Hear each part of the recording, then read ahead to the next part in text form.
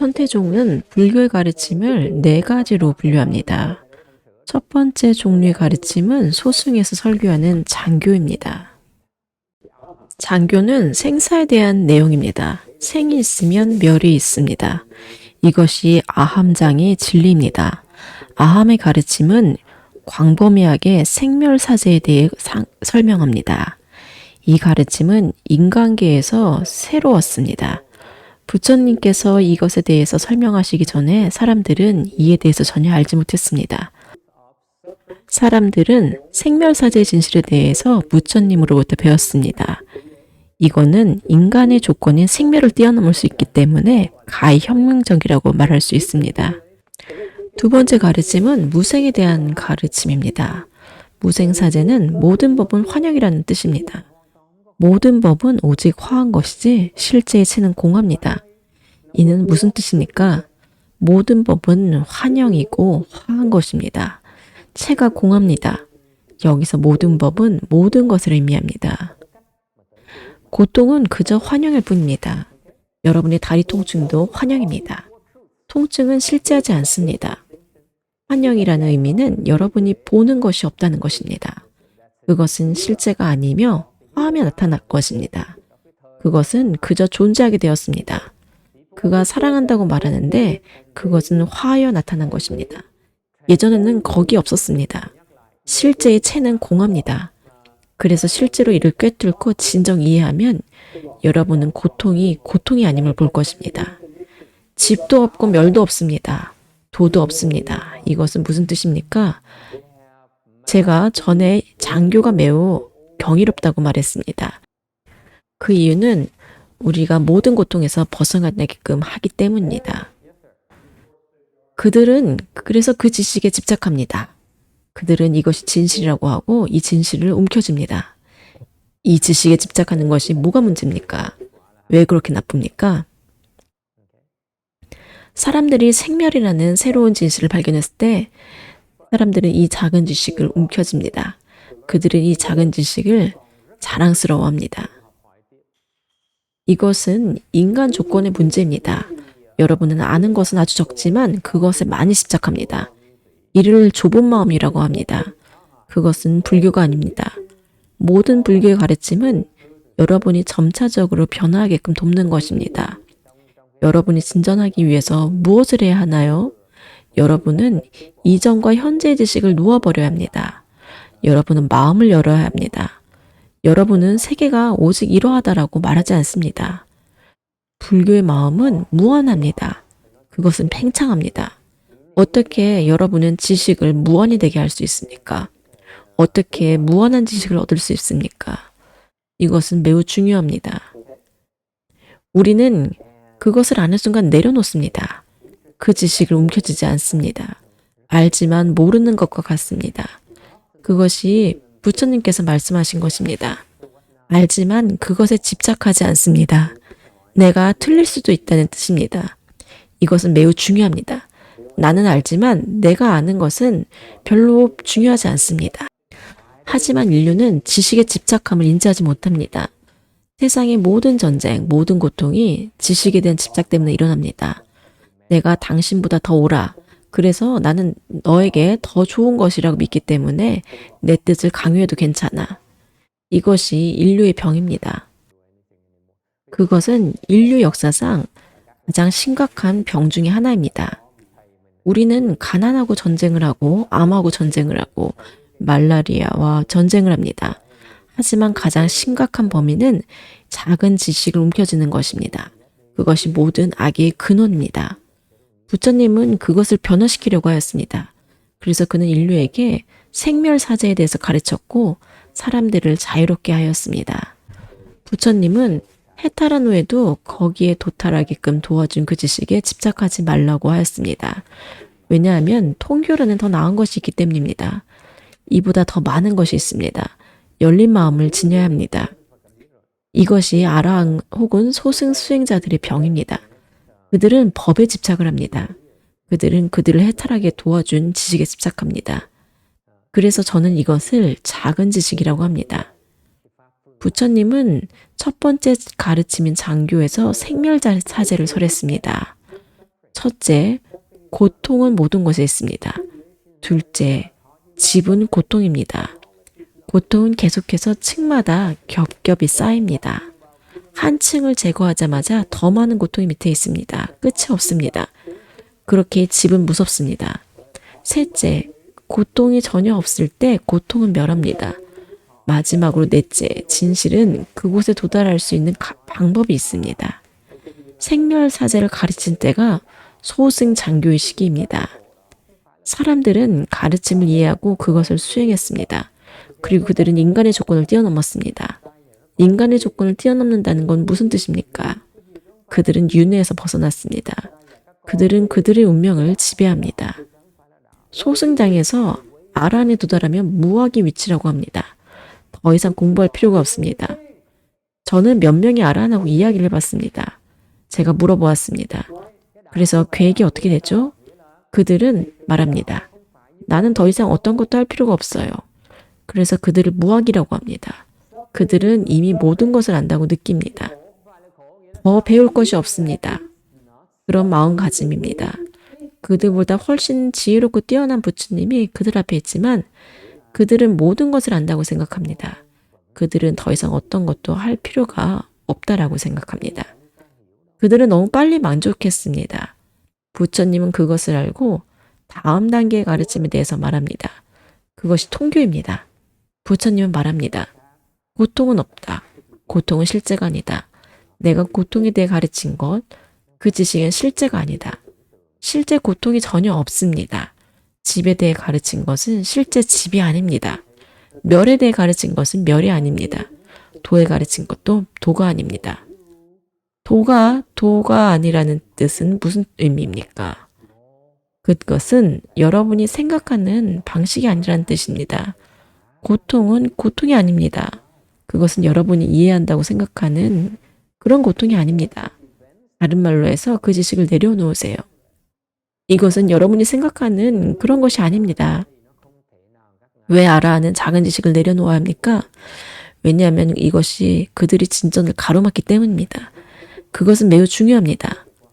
작은 지식의 문제는 여러분이 아는 것에 대해서 매우 자랑스러워한다는 것입니다. 자신이 맞다고 매우 확신하는 것은 병입니다.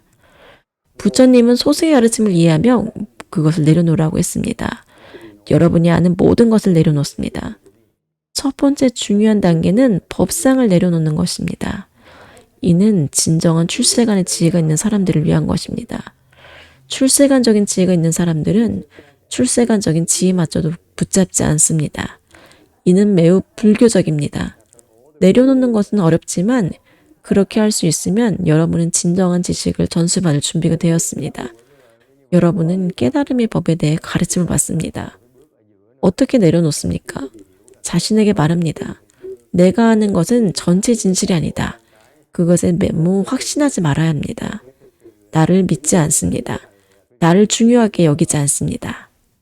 자신을 너무 믿지 마세요. 이것은 수행하는 데 있어서 중요합니다. 불교에서 최고의 존재는 없습니다. 창조자도 없고 구원자도 없습니다. 왜냐하면 우리가 보는 모든 것, 우리가 아는 모든 것을 내려놓기 때문입니다. 여러분은 모든 것을 내려놓아야 합니다.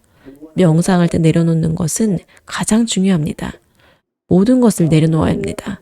점심을 먹을 때, 친구와 얘기할 때, 남자친구에게 미소를 지을 때는 괜찮습니다. 하지만 명상할 때는 내려놓아야 됩니다. 법상을 내려놓으라고 하는 것, 법상을 취하지 말라고 하는 것은 이론이 아닙니다. 저는 여러분에게 어떻게 수행하는지에 대해서 팁을 주고 있습니다. 어떻게 수행하는지, 어떻게 명상하는지 비밀을 알려줍니다. 명상을 할 때 어떤 법상을 보든지 간에 이것은 멸제이다라고 말하고 내려놓습니다. 이것은 일상생활에서의 다른 점입니다. 일상생활에서는 내려놓지 않아도 되지만 명상할 때는 모든 지식을 내려놓아야 됩니다. 아란에 도달하면 이 공에 대한 지식을 없애기는 소승에서는 준비를 시키지 않습니다. 그들이 준비가 부족한지 어떻게 합니까? 그들은 여러분에게 더 이상 의견을 묻지 않습니다. 그들은 마음을 닫습니다. 아라한에 도달하기 전에는 사람들의 의견을 묻습니다. 하지만 아라한에 이르면 그들은 더 이상 도움을 청하지 않습니다. 반면에 대승에서 우리는 항상 사람들에게 의견을 묻고 그들의 의견을 존중합니다. 우리는 그들의 의견을 감사해야 합니다. 아라한들은 거기 도달하여 신통력을 갖추면 거기 빠집니다. 그들은 그들의 지식에 매혹되고 그들의 힘에 매혹됩니다. 그들은 매우 강력하고 다니면서 마와 귀신들을 물리칩니다. 아라는 논쟁에서 누구든지 이기며 누구보다도 정신적으로, 육체적으로 강합니다. 하지만 그들은 급박함을 인지하지 못합니다. 그들에게는 아직 할 일이 많습니다. 많은 시간이 없습니다. 그래도 그들은 진전하는 대신에 돌아다니면서 힘을 자랑합니다. 나는 이것도 할 수 있고 저것도 할 수 있어. 이것은 마치 연료가 가득한 차를 몰고 다니면서 중요하지 않은 일을 하는 것과 같습니다. 더 높은 목표를 위해 연료를 사용하지 않고 다 써버립니다. 아라한도 업보를 겪습니까? 그렇습니다. 그들은 생사를 끝냈지만 업보를 넘어서지 않습니다. 이 두 가지는 다릅니다. 그들은 윤회에서 벗어날 수 있지만 업보에서 자유롭지 않습니다. 잘못을 저질렀으면 이를 갚아야 합니다. 누구도 업보를 벗어날 수 없습니다. 여기서 핵심은 지식을 움켜쥐지 않는 것입니다. 법상을 잡지 않는다는 의미는 지식을 움켜쥐지 않는다는 것입니다. 이것은 깨달음에 대한 가르침입니다. 깨달음이라고 하고 진정한 해탈이라고 합니다. 그래서 무량사제라고 합니다. 고는 무수하게 나타납니다. 각 차원 존재에는 독특한 고통의 종류가 있습니다. 무수한 개가 존재합니다. 집은 무수한 상이고 84,000의 번뇌가 있습니다. 멸은 무수한 나타남이고 모든 바람을 포함합니다. 돈은 84,000 법문이 있어서 무수한 상이 있습니다. 이것을 보살승의 권교라고 합니다. 이것은 여러분이 이해해야 되는 것이 아닙니다. 저는 단지 여러분에게 개념을 전할 뿐입니다. 마지막 네 번째 가르침은 무작의 가르침입니다. 이것은 매우 중요한 개념입니다. 여러분은 배가 고플 때 어떤 것도 하지 않습니다. 이것은 우리 선종의 초조 위산조사로부터 잘 알 수 있습니다. 위산대사의 스승은 우리 선종을 퍼뜨리기 위해서 위산으로 보냈습니다. 그는 거기 갔지만 돈도 없고 제자도 없고 아무것도 없었습니다. 그는 무엇을 했습니까? 아무것도 하지 않았습니다. 그것이 무작입니다. 그는 근처 마을 사람들에게 기대려고 마을에 들리지도 않았습니다. 어떤 스님들은 불교를 가르친다고 해서 무엇을 합니까? 마을에 가서 절을 짓습니다. 근본적인 이유는 마을 사람들을 위한 것이라고 합니다. 스님들은 마을 사람들을 가르치고 그들은 절에 와서 봉사를 합니다. 말하자면 상호가 이롭고 서로 시너지 효과가 있는 관계입니다. 그것은 장교입니다. 그것은 오직 아라한의 단계입니다. 공생관계를 볼 수 있습니다. 첫 번째 단계는 스님들이 마을 사람들을 돕고 마을 사람들은 스님들을 돕습니다. 이는 의존입니다. 반면에 궁극적 진리는 의존 관계가 없습니다. 무작입니다. 쌀이 없으면 굶습니다. 그러면 여러분은 영화 스님은 너무 극단적이야 라고 말할 수 있겠지요. 하지만 선화상인이 말씀하시길 돈이 없으면 쓰지 말아라. 옷이 없으면 입지 말아라. 음식이 없으면 먹지 말아라. 물이 없으면 마시지 말아라. 추우면 얼어 죽어라. 걱정할 것이 무엇이 있습니까? 이것을 무작이라고 합니다. 이것은 높은 단계의 보살법입니다. 이는 보살승의 마지막 법문입니다. 우리 선범맥의 조사는 위산에 갔습니다. 그는 과일을 따라가지 않았습니다. 위산대사는 물을 마시러 강에 가지 않았습니다. 원숭이들이 과일과 먹을 것을 공양했고 그래서 그는 굶주리지 않았습니다. 그들은 복이 있어서 그렇게 할 수 있다고 볼 수도 있습니다. 하지만 그들은 그렇게 생각조차 하지 않았습니다. 그렇게 생각한다면 무작위합니다. 나는 복이 많아서 걱정할 게 없어 라는 생각조차 거기 없습니다. 내가 굶어서 혹은 목말라 죽을 거라는 생각조차 없습니다. 무작은 무슨 뜻입니까? 무작은 모든 법이 실제로 실상임을 이해합니다. 고통을 버릴 필요도 없습니다. 집을 끊을 필요도 없습니다. 수행할 필요도 없습니다. 인가를 받을 필요도 없습니다. 예를 들겠습니다. 죽음의 귀신이 아라한에게 다가오면 아라한은 나가라고 합니다. 귀신은 바로 거기서 멈춥니다. 귀신을 뺨을 때리면 귀신은 바로 벽에 부딪힌 것처럼 멈춥니다. 그것이 아라한의 정신력입니다. 그 행위는 아직도 업을 짓습니다. 이에 비해서 보살은 말합니다. 날 죽이고 싶으면 죽여라. 내버려 둡니다. 그는 많은 힘을 아낍니다. 그럼으로써 그는 업을 짓지 않습니다. 업을 짓지 않는데 지혜가 있습니다. 진정한 지혜는 업을 짓지 않는 것입니다. 왜 이를 진정한 지혜라고 하나요? 예를 들어서 그를 도와야지라는 생각을 일으킵니다. 그것은 좋은 일입니다. 이는 업을 짓는 것입니까? 업을 짓습니다. 어떤 종류의 업인가요? 당신은 관여를 합니다. 관여한 결과가 무엇입니까? 누군가가 당신에게 화를 냅니다. 왜냐하면 당신이 그들의 일에 관여하기 때문입니다. 무작이란 돕지만 당신은 생각을 일으키지 않습니다. 그것을 궁극적 진리라고 합니다. 그래서 무작이라고 합니다. 돕지만 돕는다는 생각을 일으키지 않습니다. 그는 나한테 잘하게 주기 때문에 나는 그를 꼭 도와야 돼. 그녀는 잘 모르겠어. 안 도와줄 거야. 여러분의 머릿속에는 미리 어떤 프로그램이 되어 있습니다. 그것은 행입니다. 프로그램 되지 않았다는 것은 오늘은 돕고 내일은 돕지 않는다는 뜻입니다. 그 다음 날은 모릅니다. 그것이 무작입니다. 때로는 하고 때로는 하지 않습니다. 여러분은 모릅니다. 그것이 지혜입니다. 업을 짓지 않고 돕기 위해서는 더 이상 생각을 하지 않습니다. 아라한의 문제는 사람들이 도움이 필요하다고 봅니다. 그래서 아라한들은 아직도 도와야 할 누군가를 생각합니다. 불보살님이 말합니다. 나 일은 돕는 것이다. 나는 더 이상 돕는다고 보지 않는다. 그것이 내가 하는 일이다.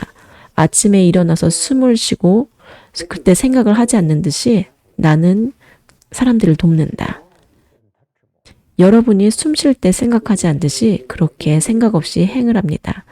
아라한들은 자신들이 사람들을 돕는다고 봅니다. 그래서 그들은 말합니다. 나는 좋은 사람이야. 나는 사람들을 도와. 하지만 불보살님 말합니다.